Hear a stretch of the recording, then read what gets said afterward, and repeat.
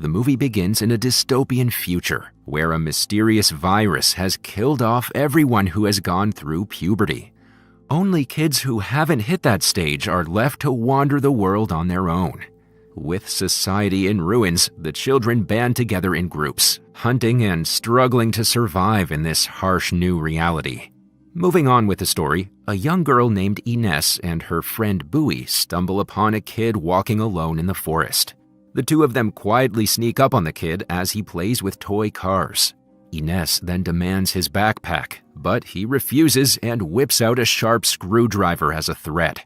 Infuriated, Ines violently slashes him with her machete, killing him in an instant. She then passes the backpack to Bowie, who searches it in hopes of finding any food or water. Unfortunately, he finds nothing inside, leaving the two with little hope for survival. Suddenly, they hear some music playing softly. They then leave the poor boy's lifeless body behind to find the source of the sound. Through her binoculars, Ines spots an abandoned town nearby, but Bowie notes that it's not marked on their map. As they take a look around, they discover not only a water source, but an entire ocean. Shortly after, Ines comes up with a plan to enter the empty town.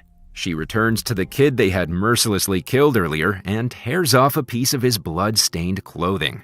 Ines then orders Bowie to stay behind and scout the area. It turns out that this area belongs to a group of kids known as the Blue Meanies. Bowie recalls a chilling incident of how the other children discovered a man wrapped in blue plastic with his throat slit open. However, Ines brushes it off as a story made up to frighten the children. Although Bowie is reluctant to stay back alone, he is left with no other choice. Meanwhile, Ines makes a walking cane from a tree branch and wraps the blood-stained cloth around her knee. She then pretends to be injured and starts limping as she makes her way toward the town. Later, when Ines arrives at the abandoned town, she screams out for help, still limping to fake her injury. Just then, a girl named Kwan stops her while pointing a gun at her. Ines then pleads for some water while still remaining cautious. Eventually, Kwan agrees to help her, and Ines shares her plan to head north after hearing rumors of a kid developing a vaccine in that area. Although Kwan initially remains suspicious, she gradually becomes more comfortable. In her excitement, she rambles on about her project, giving Ines the chance to grab her gun. She then points the gun at Kwan and demands all of her supplies. When Kwan refuses to give in to the threat, Ines pulls the trigger, only to realize that the gun she stole is just a toy. As the tables turn, Ines admits her defeat and pulls back cautiously. However, she accidentally steps on a stray nail on the ground and injures herself. Shortly afterward, Ines passes out due to the pain and wakes up to find Kwan gently cleaning up her wound. Taking a look around the area, Ines realizes they're in an old amusement park. Kwan goes on to reveal that she helped Ines because she needs a team for a project she's been working on. She then mentions an ancient book named Al-Shifa, meaning the healing. Kwan explains that if someone reads this book to a sick person, they'll be instantly cured. Upon hearing this, Ines excitedly believes Kwan is the kid with the vaccine and cure. However, Kwan reveals the bitter truth that there's no cure for the virus at all. Following this, she explains that her project is to actually restore the amusement park. She says that she wants the remaining children to believe in magic and to have fun despite their circumstances. Upon hearing this, Ines becomes furious and urges her to face reality for what it is. Suddenly, she spots Bowie approaching from behind and tries to stop him from attacking Kwan. Unfortunately, he ends up striking her, but Kwan bravely fights back before fleeing from the scene. Shortly after, Bowie gives Ines her machete, and together they set out to find Kwan. As they search through the park, the bright flickering lights make it difficult for them to see. Seizing the opportunity, Kwan attacks Bowie and vanishes into the darkness. Ines continues searching for Kwan and stumbles upon Bowie's mask along the way. However, she ends up being violently attacked before she realizes that it's a trap set by Kwan. Later, she wakes up to find Bowie duct-taped onto a motor, forced to pedal for water supply to one of the slides. Kwan then convinces Ines to join her on a water slide, and they get down together before diving into the lake. Through this delightful experience, Kwan proves the value of her project. Meanwhile, the blue meanies wander through the woods and stumble upon an abandoned toy car in a puddle. In a flashback, Ines is shown being forced into taking someone's life to be accepted into a group. As she stares at her bloodied hands in horror, the group leader tells her to toughen up and coldly welcomes her to the group. At present, Ines and Kwan become good friends, which leaves Bowie feeling frustrated and jealous. Later, Kwan opens a cabinet filled with different kinds of weapons. This leaves Ines surprised since she had been using a toy rifle for defense when they first met. Kwan then decides to give Ines another chance and removes her anklets after making her promise to help build Al-Shifa. They talk about the blue meanies, and Ines suggests they were created by kids to intimidate and control others. She also admits being a part of a group, but now she and Bowie are the only survivors. Kwan then admits that the only person she can truly rely on is her brother Luca. She reveals how he spends his time playing with toy cars in the forest rather than helping her in the park. Ines suddenly realizes that the young kid she had brutally killed in the woods is none other than Kwan's brother. However, when Kwan asks if she saw Luca in the forest, Ines denies ever seeing him. Following this, Ines contemplates her next steps, aware that Kwan will eventually discover the truth. She secretly takes Kwan's keys to free Bowie from his chains, but realizes she's taken the wrong ones. Ines then urges him to apologize to Kwan, but he refuses to lie. After Ines storms off in frustration, Bowie remembers the day he met her. In a flashback, it's revealed that she had come to his rescue when a group of guys bullied him at school.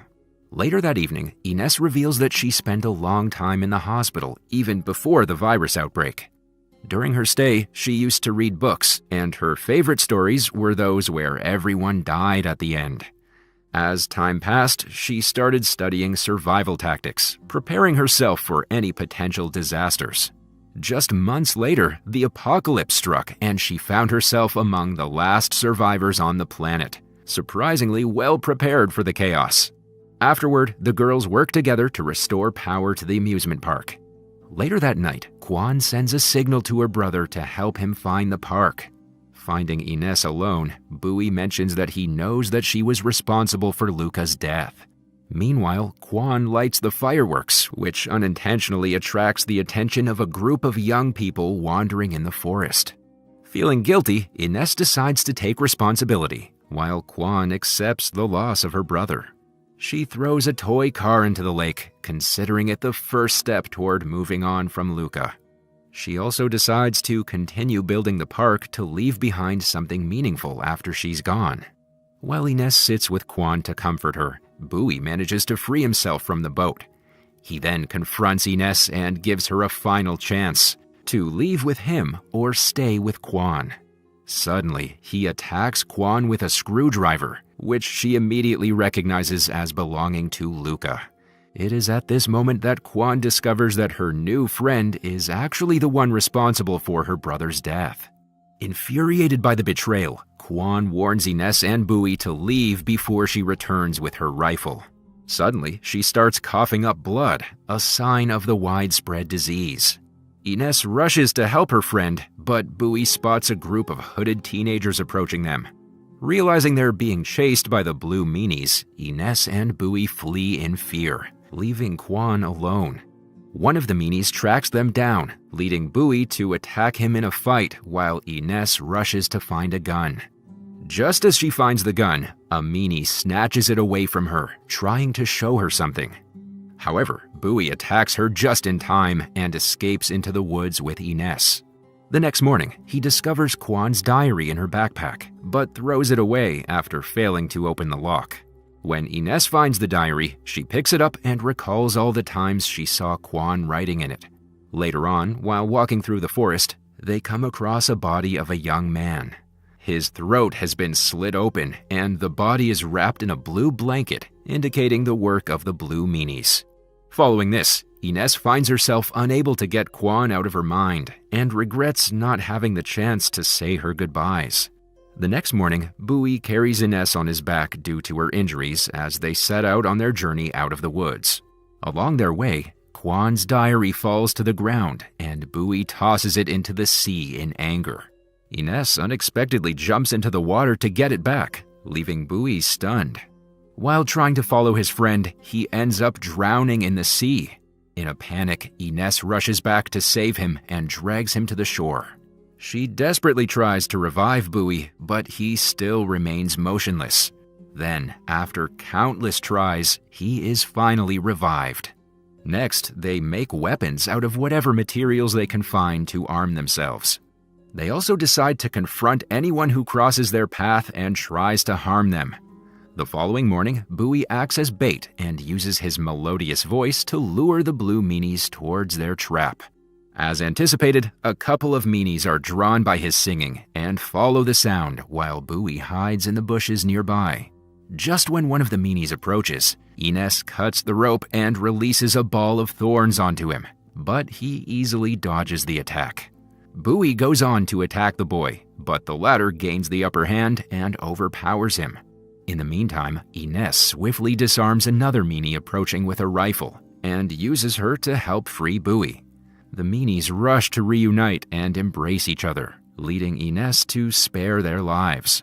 As she and Bowie are about to leave, one of the meanies stops them and asks for a pen to convey something. She then writes a message on her forearm, revealing that they know a way to help cure themselves of the disease. Just then, Ines begins coughing up blood from her mouth, causing panic among the others. In her unconscious state, Ines reunites with Kwan and apologizes for her mistakes and the harm she's caused. Surprisingly, Kwan encourages her to use her life to make a positive impact on others. As they embrace, Ines finally gets the chance to say her goodbyes. Moments later, she wakes up in a hospital room with her neck bandaged. A young doctor walks into the room and writes on a small board to reveal that she has been cured of the disease. Unfortunately, her larynx had to be removed as part of the process, leaving her unable to speak. Later on, Ines finds herself in a refuge with other young survivors of the virus. Together, they search for children around the area to help them find a cure. A few days later, Ines reunites with Bowie and discovers that he has been cured of the disease as well. Following this, a young girl strolls through an empty field and hears someone playing guitar. She finds Ines and Bowie sitting in the shade of a tree nearby and catches them by surprise. The girl then threatens them with her gun and demands all of their supplies. However, she falls right into their trap and they quickly capture her when she tries to grab their backpack. Ines then offers her food and invites her to join the Blue Meanies. The movie comes to an end as the young girl is brought to the shelter, where she meets the rest of the group around the campfire.